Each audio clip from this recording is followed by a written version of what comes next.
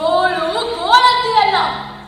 ಹೇಳೋಕೆ ಕೇಳೋಕೆ ನಾವಿಲ್ವಾ, ನಮ್ಮವ್ರಿಲ್ವಾ?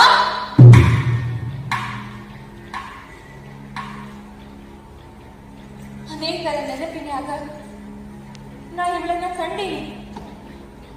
ಹೌದು,